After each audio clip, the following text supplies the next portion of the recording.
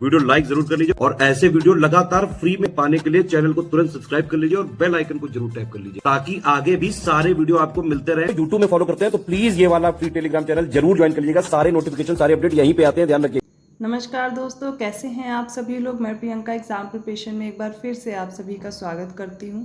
और जैसा कि मैंने आप लोग से कहा था, अगली क्लास में हम लोग नया चैप्टर स्टार्ट करेंगे आफ्टर ड्रेनेज सिस्टम। आज हम लोग पढ़ने वाले इंडियन सॉइल अर्थात भारत की मृदाएं पढ़ेंगे। तो इसमें क्लासिफिकेशन देखेंगे और सबसे पहले मैं मैप पर समझाऊंगी, जैसा कि हमेशा कर रही हूँ। तो मैप पर समझने के बाद हम लोग आगे के फैक्ट्स जानेंगे, ठीक है। अगर आप न्यू हैं इस चैनल पर तो आपकी जानकारी के लिए बता दूं, ये क्लास डेली दोपहर 1 बजे आती है, जिसमें हम लोग जीएस सेक्शन कवर कर रहे हैं। आप यूपीपीएससी से रिलेटेड किसी भी एग्ज़ाम की प्रिपरेशन कर रहे हो, ये क्लास आपके लिए महत्वपूर्ण है। इसमें मैं अभी तो ज्योग्राफी पढ़ा रही हूँ। ज्योग्राफी के बाद हम लोग अदर सब्जेक्ट्स को भी स्टार्ट करेंगे और आपके एग्ज़ाम आने तक हम लोग काफ़ी चीज़ें कवर कर चुके होंगे। और इससे पहले भी मैंने पढ़ाया हुआ है। जो भी बच्चे समीक्षा अधिकारी और सहायक समीक्षा अधिकारी के लिए प्रिपरेशन कर रहे थे उनको पढ़ाया हुआ है। तो जो पुराने बच्चे उन्हें पता है क्लासेस कैसी चल रही हैं, बट न्यू बच्चों के लिए मैंने बताया है कि अगर आपको पढ़ना है, प्लेलिस्ट बनी हुई है चैनल पर, आप विजिट कर सकते हैं। और इसके साथ साथ अगर आप यूपीपीसीएस की कंप्लीट प्रिपरेशन या फिर समीक्षा अधिकारी सहायक समीक्षा अधिकारी की कम समय में बेहतर ढंग से तैयारी करना चाहते हैं, तो मैं आपको सजेस्ट करूंगी कि आप study for civil services channel को ज़रूर फॉलो कीजिए। आप अभी मेरे साथ जो पढ़ रहे हैं वहाँ पर मैं एक एक सब्जेक्ट लेकर के चल रही हूँ, पर इतना पॉसिबल नहीं है कि मैं एक साथ आपको सारी चीज़ें करा दूँ। तो आप चाहते हो रिवीजन भी होता रहे। पहली बार तो एग्ज़ाम नहीं दे रहे हो चुका है ना आरओ का एग्ज़ाम, और अब अगर आप दोगे तो आप पहले पढ़े हुए हो, आप एक बार एग्ज़ाम फेस कर चुके हो, री एग्ज़ाम होने वाला है। इसके लिए आपको क्या करना है, रिवीजन करना है और बेहतर तरीके से आप 10 बुक ना पढ़ना पड़े, 10 जगह से कंटेंट ना ढूंढना पड़े। तो आपको अब ज़रूरत है एक ही जगह सारी चीज़ें आपको मिल जाएँ और बेहतर कंटेंट मिले। और मैं ये नहीं कहना चाहूँगी कि आप कम पेजेस में पढ़ के कोई एग्ज़ाम अब क्वालिफाई कर लेंगे, क्योंकि देखिए अब ट्रेंड और पैटर्न बदल गया है। इस बार का जिन बच्चों ने एग्ज़ाम दिया है, आप लोग खुद ही महसूस कर रहे होंगे, खुद ही समझ गए होंगे कि कितने स्टेटमेंट वाइज क्वेश्चन थे। आपको क्या लगता है, अब नॉर्मली आपको जैसे वनडे एग्ज़ाम की तरह पढ़ के क्या काम चल जाएगा? नहीं चलेगा ना। तो इन स्टेटमेंट के लिए आपको अच्छे से पढ़ना पड़ेगा। आप लोग को अगर वीडियोज़ बड़े लग रहे हैं, कंटेंट बहुत ज़्यादा लग रहा है, तो फिर क्यों ही आप इस एग्ज़ाम की प्रिपरेशन करेंगे? फिर तो आप छोटे मोटे वनडे एग्ज़ाम्स की प्रिपरेशन कर सकते हैं ना। मैं इसलिए आज ये बता रही हूँ क्योंकि बहुत से बच्चे पहले मुझसे काफ़ी समय से जुड़े हुए हैं और पढ़ रहे थे। अभी मैं देख रही हूँ आप लोग पढ़ाई में उतना ध्यान नहीं दे रहे जितना पहले दे रहे थे। एग्ज़ाम टाइम पास में आता है तो आप लोग लग जाते हो अच्छे से, फिर उतने समय में क्या सही से तैयारी हो सकती है? आप लोग खुद से क्वेश्चन कीजिए। अभी होली बीत गई, अभी आप किसी और चीज़ में बिजी हो। जब 1 महीने बचेंगे या फिर 15 दिन बचेंगे ना, एग्ज़ाम डेट आ जाएगी, तब आप लोग परेशान होना शुरू होते हो। फिर कंपटीशन इतना ज़्यादा है और आप लोग फिर दोष दोगे खुद को या अपनी किस्मत को। क्यों नहीं हो रहा है? होगा तब जब आप मेहनत सही से करेंगे। इसके लिए अगर आपको लग रहा है स्टडी फॉर सिविल सर्विसेज के या मेरे ही चैनल पे आपको लग रहा है कि बहुत ज़्यादा है कंटेंट और इतना आप नहीं पढ़ पा रहे हैं, तो फिर आप प्रिपरेशन नहीं कर रहे हैं सही से, फिर आप अपने आप को धोखा दे रहे हैं। बस आप बता रहे हैं कि आप प्रिपरेशन कर रहे हो। अब पहले जैसे एग्ज़ाम की तरह आप नहीं दे सकते। आपको ढंग से जानकारी होनी चाहिए, कॉन्सेप्ट क्लियर होनी चाहिए। अभी आप देख रहे हैं मैं मैपिंग क्यों करवा रही हूँ, आपको क्या करूँ, रीड करके बता दूँ? और कुछ लोग कमेंट भी कर रहे हैं कि आप सिर्फ रीड कर देते हो। तो क्या आप लोग को लगता है मैं रीड करती हूँ? मैं तो पहले से ही आपको पहले मैप पे बना करके दिखाती हूँ। मैप के बाद अब कंटेंट तो पढ़ना ही पड़ेगा। आप क्या न्यूज़पेपर क्या रीड नहीं करते हो? कैसे जानकारी मिलती? बुक कैसे पढ़ते हो? रीड नहीं करते हो क्या? तो रीड तो करना पड़ेगा ना। जो कंटेंट इसमें लिखा वो एज इट इज़ मैं पढ़ती हूँ, लेकिन समझाती भी तो हूँ क्या कहना चाह रहा है ये सेंटेंस आपसे। और ये इसीलिए फुल कंटेंट आपको दिया जा रहा है कि अगर आप इसको भी पढ़ लेंगे ना तो सेम सेंटेंस आपको मिलेंगे एग्जाम में, क्योंकि एनसीईआरटी सारी बुक्स आप सब चीज़ें पढ़ लोगे और सब जगह का एक जगह जिस्ट मिलने वाला तो यहाँ पर है। आपको कुछ नया चीज़ भी मिलेगा जो आपके एग्ज़ाम में पूछा जाता है। तो इतना समय मैं आपका ज़रूर ले रही हूँ, पर आपके समझाने के लिए कि आप बेहतर ढंग से प्रिपरेशन कीजिए। इधर उधर अभी टाइम मत वेस्ट करिए। आपको लग रहा है समय, लेकिन समय बिल्कुल भी नहीं है। अगर आप थोड़ी थोड़ी भी प्रिपरेशन करने बैठेंगे ना, सही से सोचेंगे, तो समय बहुत कम है। यूपीपीसीएस का तो पता है ना, जुलाई में एग्ज़ाम है। तो क्या करना है, अगर आप पीसीएस का एग्ज़ाम दे रहे हैं, जो भी पीसीएस के बच्चे समीक्षा अधिकारी और सहायक समीक्षा अधिकारी के भी हैं, सेम ही एग्ज़ाम आप फॉलो कर रहे हो ना, तो क्या करना है, पहले तो आप एक स्ट्रैटेजी बनाइए। अगर आपको स्ट्रैटेजी बनाने में प्रॉब्लम आ रही है, आप लोग मुझे कमेंट कीजिएगा। मैं एक वीडियो अलग से दूंगी कि आपको कैसे सब्जेक्ट्स को हैंडल करना है, कितना समय देना है, किस सब्जेक्ट से कितने क्वेश्चन आने हैं और उनके लिए कैसे आप कहाँ से पढ़ो। खासकर आप ये देख सकते हो कि प्लेलिस्ट बनी हुई है, फ्री में कंटेंट मिल रहा है, आप कहीं पर पे करके भी लेते हो। तो अगर आपको पीडीएफ ये लग रहा है कि पीडीएफ की ज़रूरत है, तो बिल्कुल आप कोर्स ज्वाइन कर लीजिए। कोर्स ज्वाइन करके भी प्रिपरेशन हो सकती है। अगर थोड़े से पैसे खर्च करके आपको मिल रहा है सिलेक्शन, तो मुझे नहीं लगता है आज अगर आप कुछ पैसे बचा करके आपको लगता है कि मेरे पैसे जाएंगे और मैं ऐसे कर सकता हूँ, तो फिर नहीं ना, वो कल की आपकी सक्सेस के लिए इम्पॉर्टेंट है।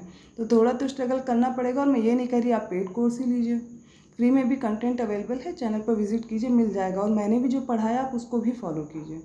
आप दोनों जगह से देखिए, क्योंकि आपको पता है ये चैनल भी पार्ट है स्टडी फॉर सिविल सर्विसेज का। यहाँ पे आपको देखना पड़ेगा कि आपके लिए क्या क्या इंपॉर्टेंट है, वो पढ़िए। करंट अफेयर के आपने क्वेश्चन देखे, डेट वाइज कैसे पूछे गए थे। अब आपको क्या लगता है आप ऐसे ही किसी मैगजीन से या ऐसे कवर करके हो पा रहा है क्या? जब करंट अफेयर आप ज़्यादा से ज़्यादा चीज़ें डेली कवर कर रहे हो तो ही आपको फ़ायदा मिलेगा। पेड क्विज भी चल रही है ना, आप वीडियो देख रहे हो चैनल पे, मेन चैनल पर चल रही है, कितना ही समय जाता है। एक बार आप उनको सॉल्व कीजिए, देखिए आपके कितने मार्क्स आ रहे हैं, आपको अपनी रियलिटी पता चलेगी। चलिए आज स्टार्ट करते हैं। बहुत समय ले लिया मैंने आपका, लेकिन आपको समझाना मेरा काम है, क्योंकि आप लोग कमेंट करके पूछते हैं कि मैम पीसीएस की प्रिपरेशन कैसे करें, आरओ के लिए कुछ बताइए। तभी मैंने बताया आप मेन चैनल पर देखिए, और अगर आपको कोई दिक्कत है, कोई डाउट है, आप बताइएगा। मैं फुल वीडियो आपको देने वाली हूँ, एक स्ट्रैटेजी देने वाली हूँ कि आप कितने दिन में कैसे प्रिपरेशन कर सकते हो। तो आज जो भारतीय मृदा पढ़ेंगे, इसमें सबसे पहले मृदा का वर्गीकरण देखिए। वर्गीकरण किया गया है अलग अलग क्षेत्र के अनुसार, जिस तरीके की मृदा पाई जा रही हैं उनको देखेंगे। और एक बार मैं मैप पर देख करके पहले सारी चीज़ें क्लियर करूँगी आपको, फिर जो फैक्ट्स लिखे हुए हैं उनको भी समझाऊंगी। देखिए रीड तो मुझे करना ही पड़ेगा, क्योंकि कंटेंट है, आपको रीड नहीं करेंगे तो आप लोग को याद कैसे होगा। कुछ लोग तो मेरे से नोट्स ही बना रहे हैं, तो मैं पेपर नहीं रीड कर रही हूँ, मैं मैप पे भी समझा रही हूँ। तो जब मृदा का वर्गीकरण आप देखेंगे तो इसकी जो उत्पत्ति है, इसका रंग है, संयोजन है और अवस्थिति, इसके आधार पर देखेंगे तो विभिन्न प्रकार से इनका क्लासिफिकेशन या वर्गीकरण किया गया है। तो सबसे पहले है जलोढ़ मृदा, इसे एलुवियल सॉइल भी बोलते हैं। सेकंड है काली मृदा, इसे रेगुल सॉइल भी बोलते हैं, रेगुल मिट्टी बोलते हैं, ब्लैक सॉइल भी बोलते हैं इंग्लिश में। थर्ड है लाल या पीली मृदा, रेड या फिर येलो मिट्टी है। नेक्स्ट है लैटेराइट सॉइल। इसके बाद शुष्क जो ड्राई वाली है, एरिड है, ठीक है, शुष्क मृदाएं हैं, लवण मृदाएं हैं, पीटमय मृदाएं हैं और वन मृदाएं हैं। अब इसमें देखिए जो जलोढ़ है ये सबसे ज़्यादा क्षेत्रफल पर पाई जाती है। दूसरी सबसे ज़्यादा क्षेत्रफल पर पाई जाने वाली मिट्टी है लाल या फिर पीली वाली, ना कि काली है। थर्ड नंबर पे आती है, तीसरा सबसे ज़्यादा क्षेत्रफल है काली मृदा का, और उसके बाद है लेटेराइट सॉइल, फिर आगे बढ़ते जाएंगे। तो इस तरीके से समझना है। पहले मैप पर देखिए, फिर एक एक करके सारी सॉइल मैं क्लियर करती हूँ। तो ये मैप आप सभी को विजिबल होगा। देखिए मैं मैप डाउनलोड कर लेती हूँ, जिससे आप लोग को थोड़ा सा चीज़ें दिखा करके मैं पढ़ाऊँगी तो वो कभी भूलेंगी नहीं, इसलिए मैप के ज़रिए से भी दिखाती हूँ। इसमें सबसे पहला जो क्लासिफिकेशन है वो जलोढ़ या एलुवियल सॉइल का है। यहाँ पर मैं 1 लिख दे रही हूँ, जिससे आपको पता रहे कौन सी मिट्टी की मैं बात कर रही हूँ।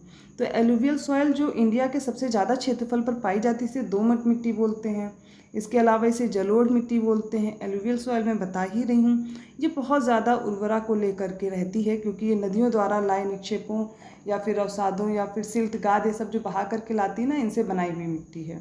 तो पहली तो हो गई जलोढ़ या एलुवियल सॉइल। दूसरी आप देखिए रेड कलर की दिख ही रही है, ये है रेड सॉइल। कलर चेंज कर दूँ जिसमें विजिबल रहे आप लोग को, तो ये है सेकेंड वाली, ये तो ये हो जाएगी लाल मिट्टी, लाल या पीली मिट्टी भी बोलते हैं, क्योंकि जब इसमें नमी रहती है तो येलो कलर की दिखाई देती है। जब ये शुष्क हो जाती है, जब इसका पानी नीचे पहुंच जाता है तो ये रेड कलर की दिखाई देती है। क्यों दिखाई देती है अभी मैं समझाऊंगी। थर्ड ये है काली मृदा, ठीक है, या ब्लैक सॉइल बोलते हैं, रेगुल सॉइल बोलते हैं। इसके अलावा अब आगे बढ़ेंगे तो लेटेराइट सॉइल भी आपको दिख जाएगी। जो ये लाइट कलर है, ये सारी ये यहाँ छोटे छोटे क्षेत्रों में अलग अलग फैली हुई है, ठीक है। ये क्षेत्र हैं किसके हो जाएंगे, ये हो जाएंगे लेटेराइट सॉइल के। ये देखिए ड्राई एरिड वाला रीजन है, शुष्क, यहाँ पे मरुस्थल है ना, थार वाला, तो यहाँ पर डेजर्ट सॉइल है। इसके अलावा आप लोग देखिए बाकी जो मृदा है ये माउंटेन वाली, हिमालय पाया जाता है यहाँ पर, ये वाला क्षेत्रफल, ठीक है। तो यहाँ पर आप देखेंगे जो माउंटेनियन सॉइल है वो यहाँ पर मिलेगी। तो अब मैं क्लियर करके एक एक सॉइल समझाने जा रही हूँ। ये जो आपको क्षेत्र दिख रहा है ये है जलोढ़ मृदा का, ये कलर जहाँ जहाँ भी दिखेगा वहाँ पर ये एलुवियल सॉइल पाई जाएगी। देखिए माउंटेन से आती हैं, बहुत सारी रिवर फ्लो होती है। मैंने गंगा नदी तंत्र पढ़ाया, सिंधु नदी तंत्र पढ़ाया, इसके साथ साथ ब्रह्मपुत्र नदी तंत्र पढ़ाया था। अब इनकी जितनी भी ट्रिब्यूटरीज हैं ये ऊपर से जब बहते हुए आती हैं तो अपने साथ बहुत सारी गाद, मिट्टी, सिल्ट बहा करके लाती। पहले मैदान खाली हुआ करता था, ठीक है, गहरा था, यहाँ पर नदियों ने ला करके मिट्टी भर दी है, पाट दी है, जिसकी वजह से जलोढ़ मृदा बनी है। ये काफ़ी उपजाऊ होती है। आप देखेंगे गन्ना, धान, गेहूँ हर तरह की कृषि की जाती है, तो कृषि के लिए बहुत उपयुक्त है ये मृदा। अब देखिए हम लोग क्या कर रहे हैं, मृदा को कृषि से भी रिलेट कर रहे हैं। तो ज्योग्राफी इसी तरह पढ़िए कि एक चीज़ को दूसरे से रिलेट कर पाएँ, और इसी से आप क्या करेंगे, वेजिटेशन को भी या फिर जो प्राकृतिक वनस्पति है उसको भी रिलेट कर पाएंगे। यहाँ पर देखिए वनस्पति कैसी पाई जाएगी, तो आपकी यहाँ पे पानी की मात्रा और आप टेम्परेचर के अनुसार यहाँ पर देखेंगे। जब मैं वेजिटेशन पढ़ाऊँगी वो भी क्लियर कर दूँगी। तो इतना समझ में आ गया होगा जलोढ़ मृदा के बारे में कि सबसे ज़्यादा क्षेत्रफल पे काफ़ी उपजाऊ है, नदियों के द्वारा बहाई गई मिट्टी द्वारा बनाई गई है। जब मैं आपको नदन प्लेन्स पढ़ा रही थी, ठीक है, भारतीय मैदान पढ़ा रही थी ना, तब मैंने आपको एक चीज़ क्लियर की थी कि ये इसको कई पार्ट में डिवाइड करते हैं। सबसे पहले भाबर, तराई, फिर बांगर और खादर, ये मैंने समझाया था ना। वो कैसे क्या है वो अभी मैं आपको समझा दे रही हूँ, वो भी देख लीजिए। क्या होता है, जलोढ़ मृदा का जब फॉर्मेशन होता है, आपने देखा ऊंचाई से पर्वतों पहाड़ों से जब नदियाँ बह कर के आती हैं, अपने साथ बड़े बड़े बोल्डर, पत्थर, कंकड़ लेकर के आती हैं, जो एक जगह इकट्ठा कर देती हैं नीचे आकर के। वहाँ पर नदियाँ विलुप्त हो जाती हैं, जहाँ पर बड़े बड़े कंकड़ पत्थर जमा होते हैं, उसे बोलते हैं कौन सा रीजन, भाबर। क्या बोलते हैं, भाबर। उसके आगे बढ़ेगी नदी, आगे बढ़ेगी तो क्या होगा, वहाँ से दलदल वाला क्षेत्र होगा, और उस क्षेत्र को क्योंकि वहाँ से विजिबल हो जाएंगे फिर रिवर्स, तो उसे क्या बोलेंगे, तराई।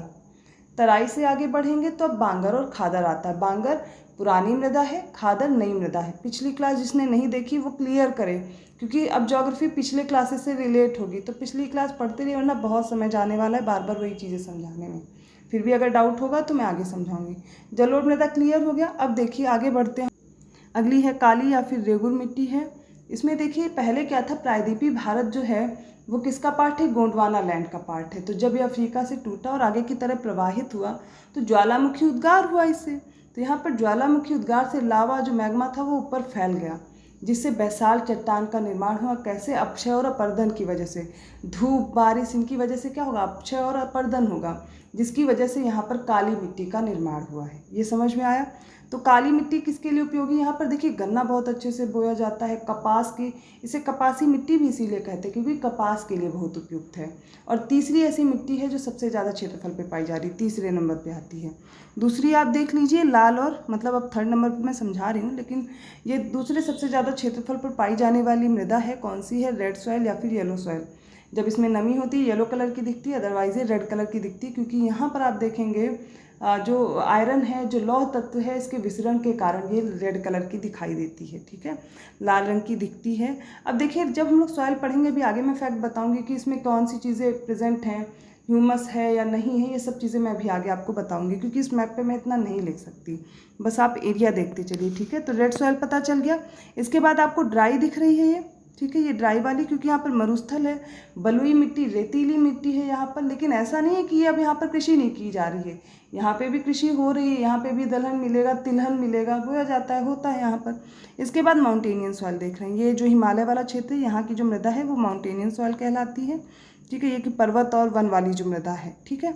इसके अलावा काली मृदा का क्षेत्रफल यहाँ भी दिख रहा है, कुछ क्षेत्र यूपी में भी, एमपी में तो फैला ही हुआ, महाराष्ट्र में सबसे ज़्यादा क्षेत्रफल पर पाई जा रही है। और जलोढ़ मृदा का आप क्षेत्र देखेंगे तटीय रीजन में भी देखने को मिल रहा है, ठीक है।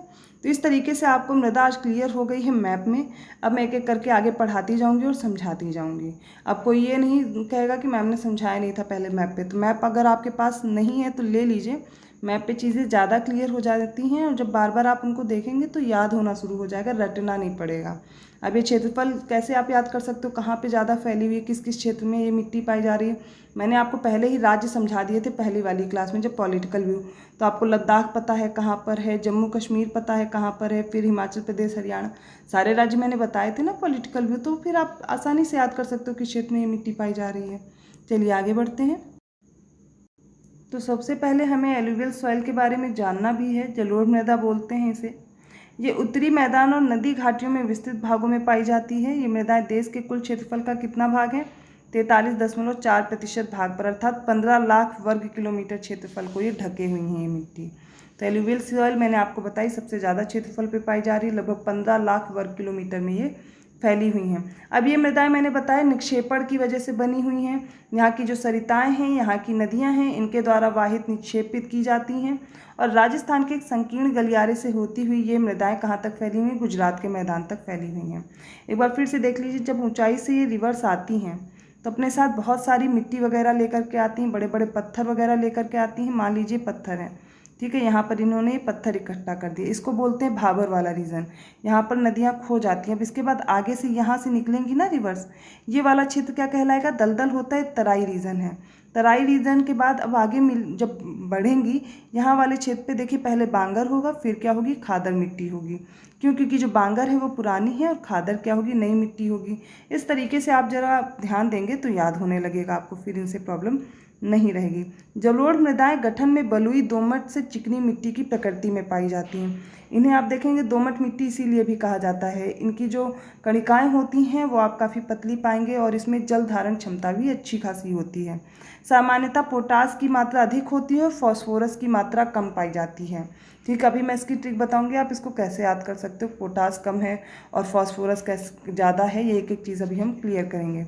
गंगा के ऊपरी और मध्यवर्ती मैदान में खादर और बांगर नाम की दो भिन्न मृदाएं विकसित हुई हैं। खादर प्रतिवर्ष बाढ़ों के द्वारा निक्षेपित होने वाले नया जलोढ़क है और महीन गाद होने के कारण मृदा की जो उर्वरता है ये बढ़ा देता है। बांगर पुराना जलोढ़क होता है जिसका जमाव बाढ़कृत मैदानों से दूर होता है। खादर और बांगर मृदाओं में कैल्शियमी संग्रथन अर्थात कंकड़ पाए जाते हैं। निम्न तथा मध्य गंगा के मैदान और ब्रह्मपुत्र घाटी में मृदाएं अधिक दुमटी और मृण्मय हैं। पश्चिम से पूर्व की ओर इनमें बालू की मात्रा घटती जाती है। समझिए पूरा कॉन्सेप्ट क्या है। खादर और बांगर में दो डिफरेंस चीज़ हैं। आपने नदी देखी है, नदी प्रवाहित होती है, ऐसे एक एग्जाम्पल लीजिए, नदी बह रही है, जब बाढ़ आएगी तो इसका क्षेत्र बढ़ जाएगा ना, तो क्षेत्र बढ़ जाएगा तो ये मिट्टी कहाँ तक पहुँचा देगी? यहाँ वाले क्षेत्र में, ये वाले क्षेत्र में। बाकी की मिट्टी जो पीछे बढ़ती जा रही है थोड़ी ऊंची होगी यहाँ वाले क्षेत्र में।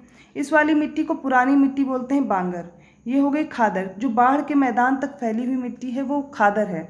ये नई मिट्टी है, अधिक उपजाऊ होती, क्योंकि बाढ़ के पानी के साथ नदियाँ अपने साथ उपजाऊ तत्व लेकर के आती हैं और ये उपजाऊ होती जाती हैं। अब ये पतली किस्म की भी होती हैं और रेतीली तक भी होती हैं। जो बहुत इनके महीन कण होते हैं इनको दोमट मिट्टी भी बोला जाता है। यही यहाँ पर समझाया गया है। अब जो पश्चिम वाला क्षेत्र है, पश्चिम वाला क्षेत्र और पूर्व वाला, जब पश्चिम से पूर्व की ओर बढ़ेंगे तो यहाँ पर जो मिट्टी के कण हैं वो छोटे होते जाएंगे और इधर पश्चिम वाले क्षेत्र में बड़े होते जाएंगे। और आप देखेंगे जो भाबर वाली बेल्ट भी वो पश्चिम क्षेत्र में चौड़ी है और पूर्व क्षेत्र में पतली होती जाती है। ये आपको समझना पड़ेगा। तराई वाला रीजन, फिर ये मैदानी वाला रीजन मैंने पिछली क्लासेस में बहुत अच्छे से पढ़ाया हुआ है। तो जलोढ़ मिट्टी के बारे में इतना समझा, अब आगे बढ़ते हैं। जलोढ़ मृदाओं का जो रंग होता है, इनका रंग समझिए कैसा है, धूसर और राख धूसर जैसा होता है। इनका रंग निक्षेपण की गहराई, जलोढ़ के गठन, निर्माण में लगने वाली समय अवधि पर निर्भर करता है। जलोढ़ मृदाओं पर गहन कृषि की जाती है।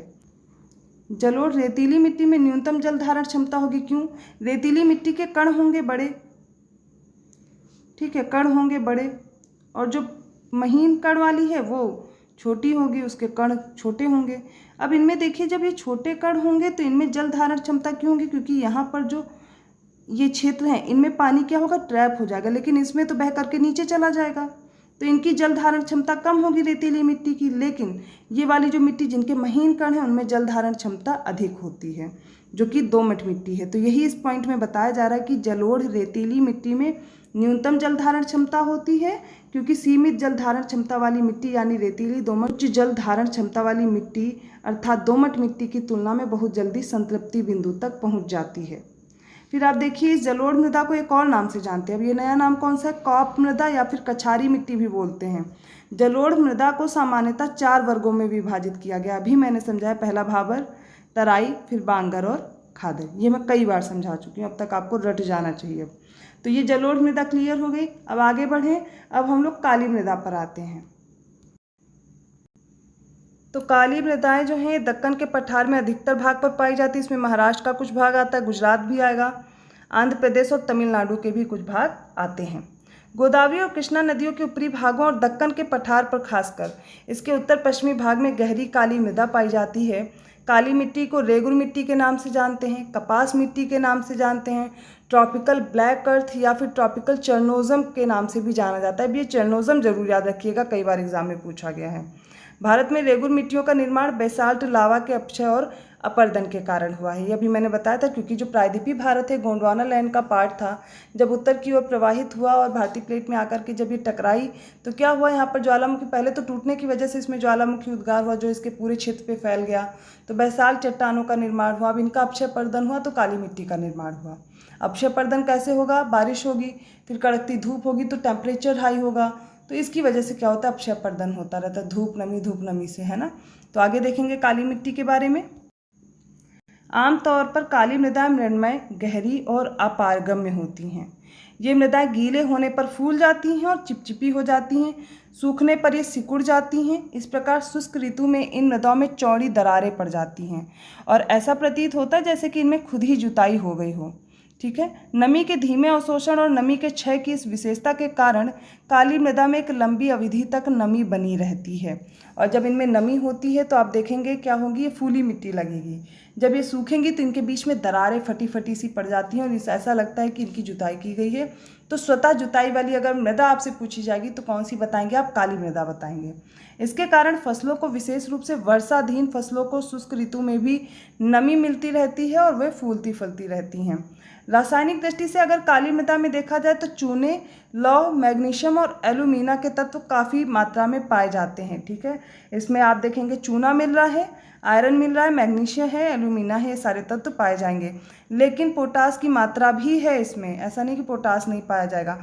कमी किसकी किसकी होगी ये समझिए, इसमें फास्फोरस नहीं है, नाइट्रोजन कम होगा, जैव पदार्थों की कमी होगी। ठीक है, अब इसका जो कलर देखेंगे आप कैसा होगा, या तो गहरा काला रंग होगा, स्लेटी कलर होगा, इन तरह के कलर की आपको ये मिट्टी दिखाई देगी, इसीलिए इसको काली मिट्टी बोलते हैं। ये जो काली मिट्टी है भारत के विभिन्न राज्यों में लगभग 5 लाख वर्ग किलोमीटर क्षेत्रफल तक फैली हुई है। काली मिट्टी कपास की खेती के लिए अत्यधिक उपयुक्त होती है, इसीलिए इसको कपासी मिट्टी भी बोलते हैं। तो ये कंप्लीट हुई आपकी कपासी मिट्टी या काली मिट्टी। आगे बढ़ते हैं, लाल और पीली मृदा के बारे में जानेंगे। लाल और जो पीली मृदा है इसका विकास दक्कन के पठार के पूर्वी और दक्षिणी भाग में कम वर्षा वाले क्षेत्रों में हुआ है, जहाँ पर रवेदार आग्नेय चट्टानें पाई जाती हैं। देखिए ये मृदा बोली जाती है, इसमें काफ़ी जो तत्व इनका अभाव होता है, लेकिन उसके बावजूद भी, अर्थात ये अनुर्वर बोली जाती है, लेकिन इसके बावजूद भी यहाँ पर बागानी बहुत अच्छे तरीके से की जाती है। जैसे कि कहवा है, कपास है, चाय है, इनकी सबकी बागानी की जाती है। इसमें भी आगे हम लोग देखेंगे। पश्चिमी घाट के गिरिपाद क्षेत्र की एक लंबी पट्टी में लाल दुमटी मृदा पाई जाती है। पीली और लाल मृदाएं उड़ीसा, छत्तीसगढ़, इनके कुछ भाग में मिलेगी। मध्य गंगा के मैदान के दक्षिणी भाग में पाई जाएगी। और इस मृदा का रंग जो होता है वो लाल रंग रवेदार और कायांतित चट्टानों में लोहे के व्यापक विसरण के कारण होता है। जल योजित जब हो जाती, जब इसमें पानी होगा तब ये किस कलर की दिखाई देगी, पीली। इसीलिए लाल और पीली मृदा बोलते हैं, क्योंकि जब इसमें पानी होता है तो पीले रंग की दिखती है। ठीक है, पानी की जब कमी होती है तो ये रेड कलर की, जब शुष्क हो जाती है तो रेड कलर की दिखती है। महीन कड़ों वाली लाल और पीली मृदाएं सामान्यतः उर्वर होती हैं। इसके विपरीत जो मोटे कड़ वाली उच्च भूमियों में मृदाएं पाई जाएंगी वो अनुर्वर होती हैं।